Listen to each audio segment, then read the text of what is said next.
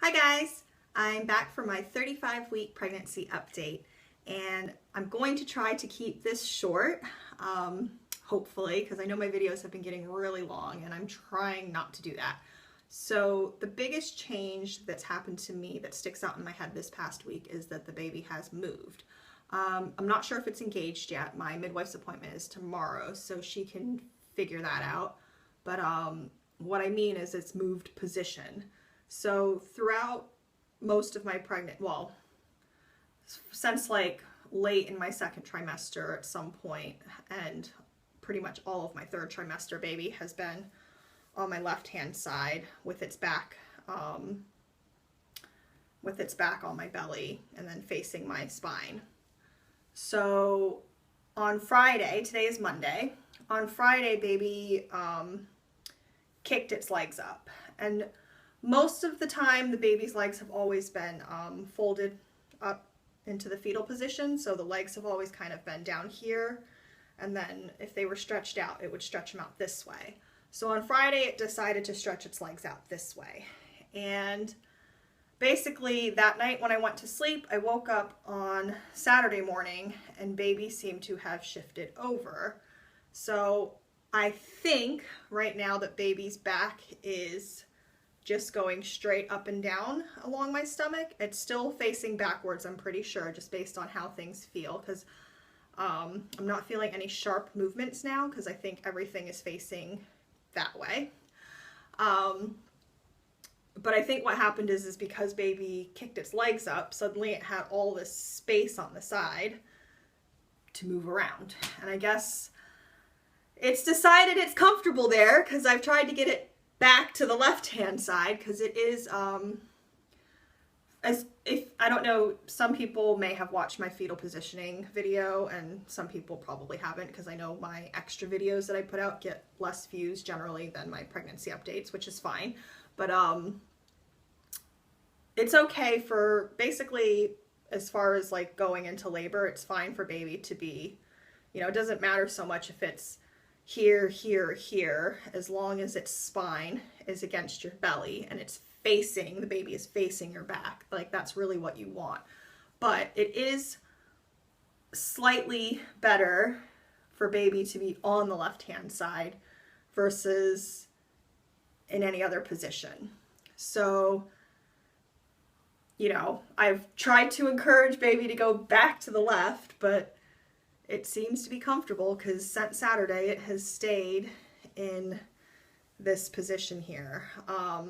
Yeah, so since it's been in this position, I don't feel the baby as much. It's definitely still moving a lot because I feel little squirms, but they don't feel as strong as they had before. Like before, the movements always felt super, super strong.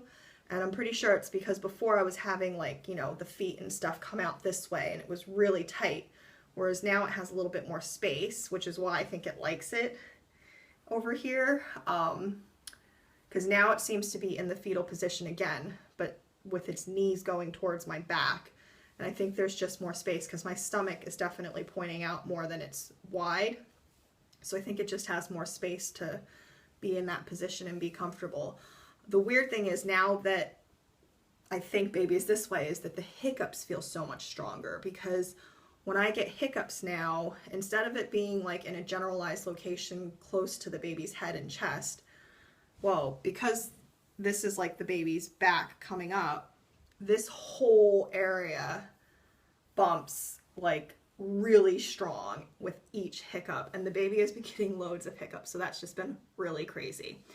So I've had a couple of physical changes that I've noticed this week. I don't know when they actually came up.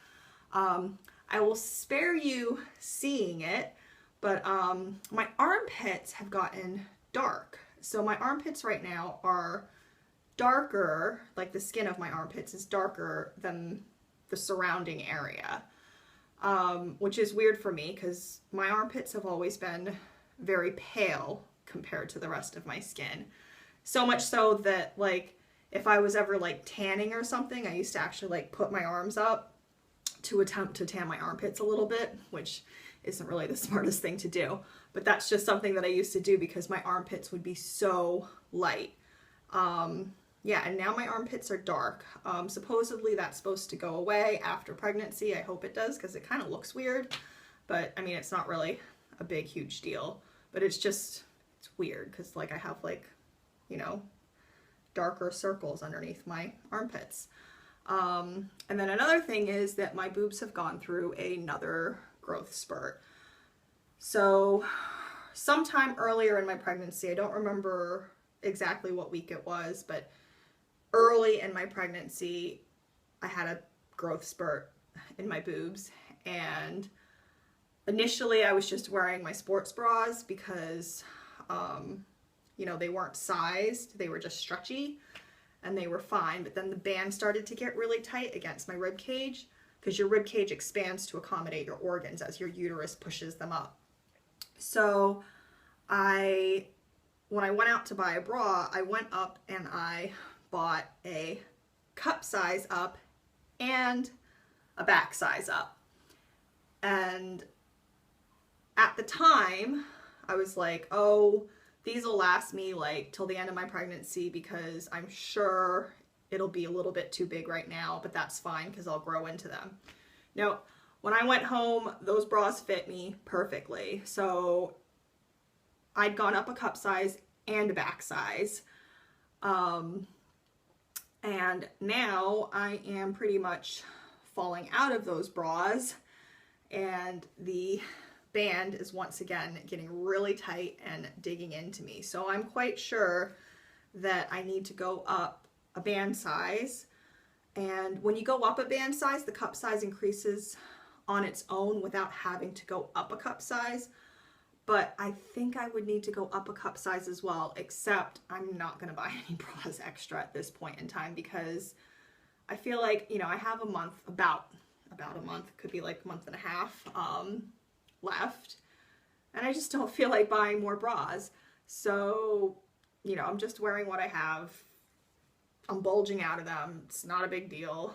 I do have nursing bras as well that would fit me a little bit better. It's just annoying because like I've packed them in my hospital bag, so like yeah, I could take them out, but then I have to remember to repack them like if I did need to go to hospital, which hopefully is a small chance, but you never know. And in like that emergency situation, you want to remember to bring them.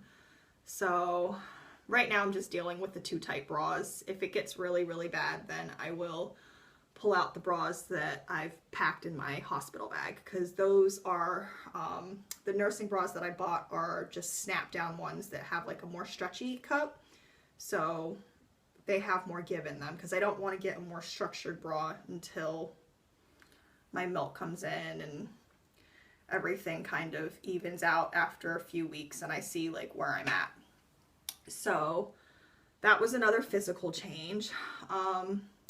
I've been having hip pain sometimes when I sleep at night because especially from trying to always sleep on my left hand side specifically because the blood flow to the placenta is best that way. Plus it helps your digestion, and women generally need help with digestion when they're pregnant, so that's an extra bonus. But basically a lot of women will get this hip pain or back pain as well because the baby at this point in pregnancy especially is putting a lot of pressure on your sciatica nerves. So it just depends on like which ones the baby specifically is pressing on and everything, but then on top of that I'm putting pressure on my hip. So most nights it's like bearable that I can stay on my left hand side, but I have been flipping to my right hand side for like an hour or two, not every night, but like maybe like every like few nights, just on average. Like I do it whenever I really feel like I need it, if the pain on my left side hurts really bad.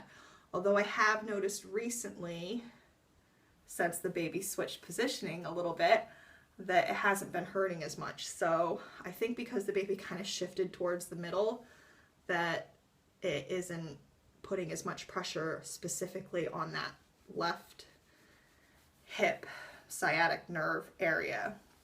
So that's kind of like a bonus of the baby being in a less favorable, but still favorable position. So I won't complain if baby stays there. It's just one of those things that I have tried to get it to move, but seems quite comfortable, so we'll see what happens. It's not such a big deal. And I think if baby's engaged, I think maybe it won't move. I'm not sure. I'll find out from the midwife. I'll ask her when I see her. The reason I'm just doing this video now, because I did think about waiting until I had my appointment to do this update, but my appointment tomorrow is later in the day, so I wouldn't end up doing my video until Wednesday. So I felt like I should just put it up now. I'm 35 weeks today. You guys will hear me talk next week. It's no big deal. My insomnia is still going strong.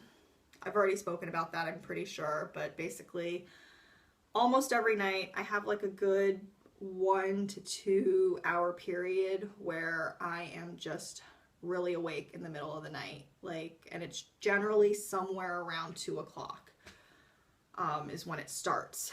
Last night it was like extra bad. I like woke up at like 1 o'clock. I couldn't fall back asleep till about 3:30. And then from 3:30 to 4:30, I just kept falling in and out of sleep, but then woke up at 4:30 to, you know, get my day started, because we start our days really early because my husband goes to work very early. So I make his breakfast and his lunch while he does his stuff to get ready for work. So yeah, but I'm not really tired throughout the day from not sleeping at night. So that's kind of what's weird. I'm just really awake randomly in the middle of the night sometimes. And the last thing that I wanted to talk about is kind of like a funnier thing, is that my husband has definitely been having like pregnancy sympathy symptoms. I'm not sure if they're really sympathy symptoms or not though, because I did read somewhere, I'm not sure what validity it has to it, because you know, it was just one of those things that I read and I didn't actually research it further to see like what truth there is to it. But supposedly about half of men who are expecting children actually do have hormonal fluctuations in their body to prepare them for becoming a father. So, you know, if they're having actual hormonal fluctuations, then I wouldn't think it's fair to just call it sympathy pains, because, you know, he's actually going through changes in his body as well, just like I am, and that's fair enough. But, you know, if that's true, then he is definitely having hormonal fluctuations. And I would believe that it could be true, because why wouldn't it? I mean, your hormones can change for all sorts of reasons, like just being stressed and stuff can change your hormones. So, you know, I think, you know, knowing that you're going to have a child come into your life could definitely switch off, you know, and turn on different hormones in your body. So, you know, he's been having crazy baby brain moments. I can't talk because I have baby brain myself. He's been having like lots and lots of crazy baby brain moments lately, which is not like him. I mean, of course, like he forgets things sometimes normally, but lately he does a lot more than often. And I poke fun of him all the time now, because like whenever he does anything, like his back has been hurting him for a while, which I think is actually valid because he did a lot of work at our allotment. A couple weeks ago, he like built up a new box and like, you know, carried a lot of dirt and stuff to put in it. So I think it's valid that his back hurts, but it's still funny because now he'll be like, oh, my back hurts. And I'm like looking at him like, my back hurts. I'm carrying around all this extra weight. Yeah, so I poke a lot of fun of him where I'm like, you just have sympathy symptoms. Like he's taking about as many baths as I am these days to, you know, de-stress and try to get rid of pains. You know, and I just feel like I can't really remember exactly things now that have happened, but he's had different things that I've been like, oh, that's a common pregnancy symptom. Funny that you have it. So that's just been really funny to watch him dealing with that lately. I think especially because obviously I've had symptoms this whole time. And I mean, to be fair, he's been really good about dealing with me and my symptoms, but now I think maybe with him going through some of them, like he knows how real it is that like sometimes these things just happen and you have no control over it. So that is my 35-week update. I don't really have much else to talk about at the moment, which is a good thing, right? yeah, I'm still feeling really good in this pregnancy. I mean, yeah, of course there's like aches and pains that I complain about throughout the day, but in general, like, you know, I'm happy to keep this baby inside of me growing. Of course, I'm excited to meet baby. Yeah, but I'm not dying for it to be over yet. Time is still moving really fast. So yeah, things are exciting and I'm really enjoying it. So I will do the bump shot real quick. Bump shot. I said bump shop. So here's the bump shot. Can't really see anything because this shirt is so big. This is the bump from the front and from the side. And actually my bump now doesn't look as lopsided as it used to when the baby was on the left-hand side. I think it looks a lot more symmetrical now that I think baby is here. Watch me go to the midwife's tomorrow and she'll palpitate my belly and she'll be like, no, your baby's not there. Like, it's on the side or something and I've just made all of this up. That would be really funny. But there's the baby.